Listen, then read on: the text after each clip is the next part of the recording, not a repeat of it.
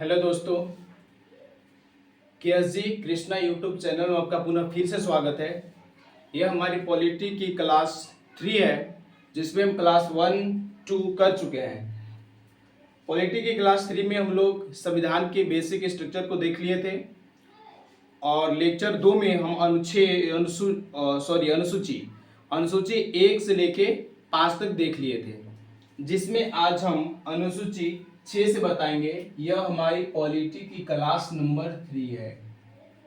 Lecture या class बोल लें, लेक्चर 3 है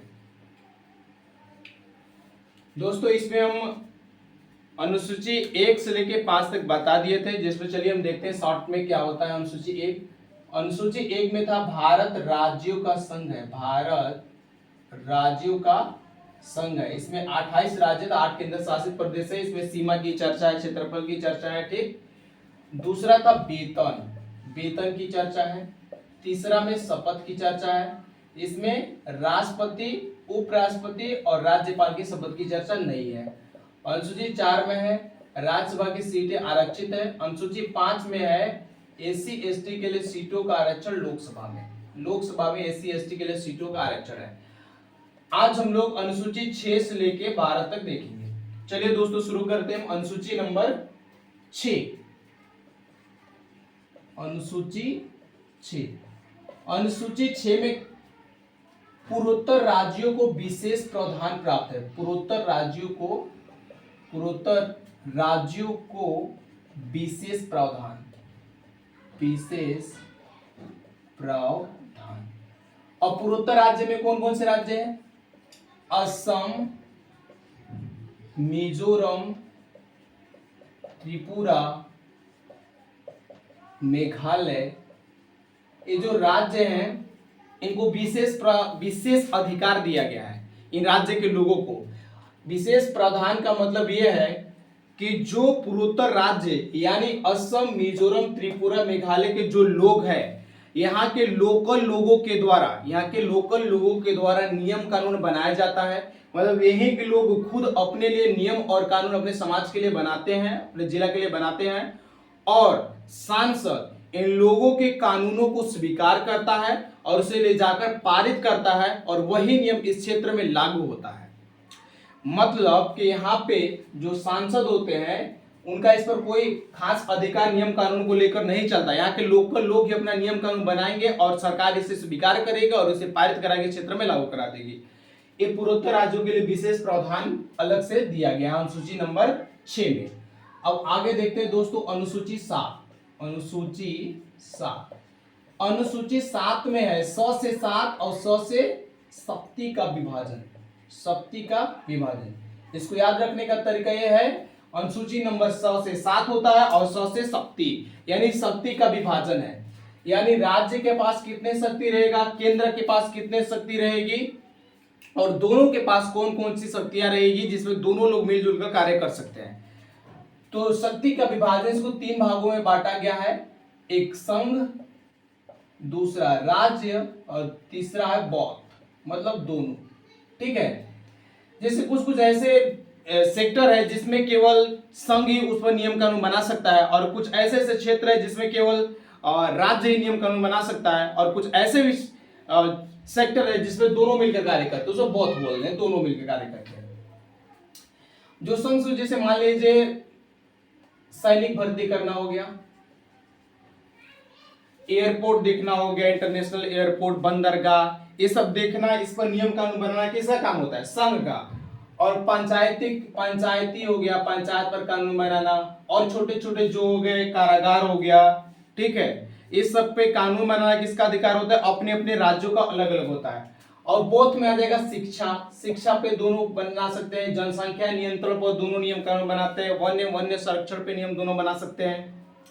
वन के संरक्षण के लिए दोनों, शिक्षा के लिए, पंचायत की समस्या को दूर करने के लिए राज्य, पंचायती के क्षेत्र में राज्य अपना अलग से नियम कानून बनाएगा। संघ सैनिक भर्ती करना, इंटरनेशनल एयरपोर्ट, बंदरगाह, ETC देखना किससे कार्य होता है? संघ का। मतलब शक्ति का विभाजन किया गया सूची नंबर 7 में कि किसके पास कितनी शक्तियां रहेगी, राज्य के पास कितना रहेगा, और संघ के पास कौन कौन शक्तियां रहेगी, और दोनों ऐसे कौन कौन से फैक्टर है जिसमें दोनों मिलकर कार्य करेंगे। ठीक है, जिसको याद रखने का तरीका ये है, अनुसूची नंबर 7 और स से शक्ति का विभाजन 3 भागों में बांटा गया, संघ, राज्य, बहुत यानी दोनों, समवर्ती भी इसको बोला जाता है, समवर्ती सूची बोल सकते हैं इसको, समवर्ती मतलब दोनों मिलकर काम करते हैं, राज्य सूची, संघ सूची, समवर्ती सूची, ठीक है, इसको समवर्ती बोला जाता है, इसमें दोनों मिलकर कार्य करते हैं। एक और होता है अवशिष्ट सूची, जिसमें आगे देखते हैं हम उसको डिटेल्स में, इसको अलग से बता देंगे हम। चलिए आगे चलते हैं। अनुसूची नंबर 8,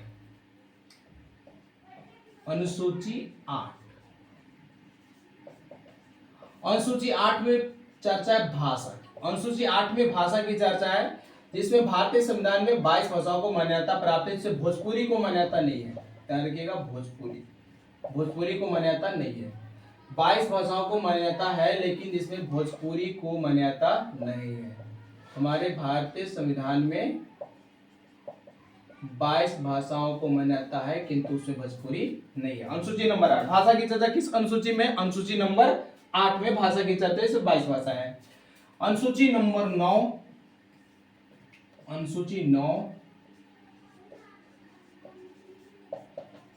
अनुसूची 9 में भूमि सुधार,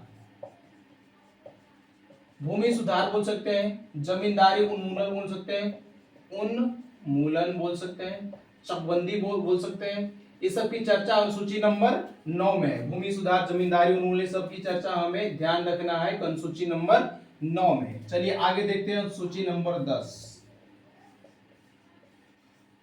अनुसूची 10, दल बदल, इसमें दल बदल की चर्चा है। दल बदल, दल से 10 और 10 से दल, यानी दल बदल। अनुसूची नंबर 10 में चर्चा है दल बदल। दल बदल का मतलब ये होता है कि यदि कोई भी व्यक्ति अगर कोई भी चुनाव जीतता है, कोई भी चुनाव किसी भी पार्टी से जीतता है, तो चुनाव जीतने के बाद वो अपना दल नहीं बदल सकता है। मतलब जो भी कैंडिडेट अपने पद पर, कोई भी सांसद विधायक अगर चुनाव लड़ते हैं, अगर वह जीत जाते हैं तो अपने दल को नहीं बदल सकते हैं। अगर कोई व्यक्ति अगर बीजेपी में रहकर अगर किसी भी पद पे जीत जाता है या सांसद बन जाता है, विधायक बन जाता है, तो चुनाव जीतने के बाद बीजेपी की दल में अगर वो पहले से था तो उसको छोड़ के वो इधर नहीं आ सकता है कांग्रेस में। अगर वह ऐसा करता है तो उसकी सदस्यता रद्द कर दी जाती है। दल बदल मतलब चुनाव जीतने के बाद, चुनाव जीतने के बाद पार्टी या दल, पार्टी या दल नहीं बदला जा सकता है, नहीं बदला जा सकता है। अगर कोई भी व्यक्ति अगर पार्टी में चुनाव रहकर जीत जाता है तो अपना पार्टी को नहीं बदल सकता है। अगर वह बदलता है तो उसकी सदस्यता रद्द कर दी जाती है। अनुसूची नंबर 10, याद करने का तरीका 10 से 10 और 10 से दल बदल, मतलब कोई भी व्यक्ति चुनाव जीतने के बाद अपना पार्टी नहीं बदल सकता, यदि बदलता है तो उसकी सदस्यता रद्द कर दी जाएगी। चलिए आगे देखते हैं।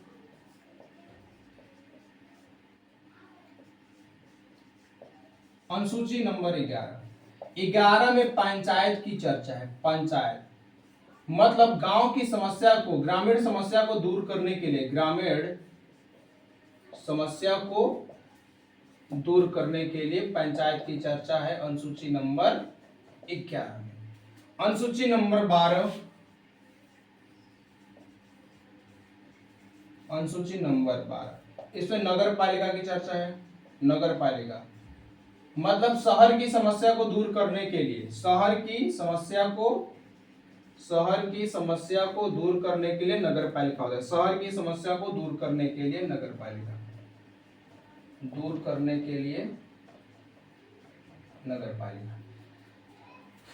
दोस्तों हम लोग अनुसूची नंबर 1 से लेके 12 तक देख लिए हैं, जिसमें अनुसूची 1 में क्या था, भारत राज्यों का संघ है। अनुसूची 2 में वेतन, अनुसूची 3 में शपथ, अनुसूची 4 में था राज्यसभा की सीटें आरक्षित है। अनुसूची 5 में लोकसभा में एससी एसटी के लिए सीटों का आरक्षण था। अनुसूची 6 की बात करें तो इससे पूर्वोत्तर राज्यों को विशेष प्रावधान था। इसमें असम, मिजोरम, त्रिपुरा, मेघालय, टीसी राज्य आते हैं। इनके लोकल लोगों द्वारा नियम कानून बनाया जाता है और सांसद स्वीकार करते, उसे पारित कराते हैं और वही नियम यहाँ पे लागू होता है। अनुसूची 6 से 7 और 6 से शक्ति का विभाजन, संघ सूची, राज्य सूची, समवर्ती सूची, इसको हम अलग से देख लेंगे अनुसूची नंबर 7 को नेक्स्ट वीडियो में।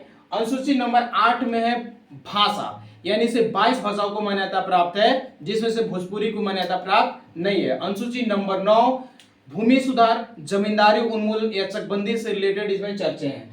अनुसूची नंबर 10 में दल बदल, यानी कोई भी व्यक्ति या कोई भी कैंडिडेट चुनाव जीतने के बाद वह अपना दल नहीं बदल सकता। यदि बदलता है तो इस स्थिति में उसकी सदस्यता रद्द कर दी जाती है। अनुसूची नंबर 11 में पंचायत की चर्चा है, यानी गांव की समस्या को दूर करने के लिए पंचायत। अनुसूची नंबर 12 नगर पालिका, शहर की समस्याओं को दूर करने के लिए नगर पालिका है। दोस्तों कल हम लोग शुरू करेंगे, कल की क्लास में हमारी क्लास रहेगी भाग 1 और एक एक करके हम संविधान की टोटल अनुच्छेद और टोटल भाग को देख लेंगे। बस अभी ऐसे ही वीडियो चलेगा। दोस्तों हम पहले वीडियो में बोले थे इकोनॉमिक्स का वीडियो आएगा, जियोग्राफी का वीडियो आएगा, ठीक है, तो उसको बहुत जल्द हम शुरू करेंगे। दोस्तों आप लोग से निवेदन है कि हमारे इस channel KSG Krishna YouTube channel को अधिक से अधिक शेयर करें और एक लाइक जरूर कर दें, कृपया करके एक लाइक करें, जिससे कि हमें भी अंदर से एनर्जी मिलेगा और हम इस वीडियो को और अच्छे से शूट कर पाएंगे। थैंक यू दोस्तों, आज के लिए इतना ही रहेगा।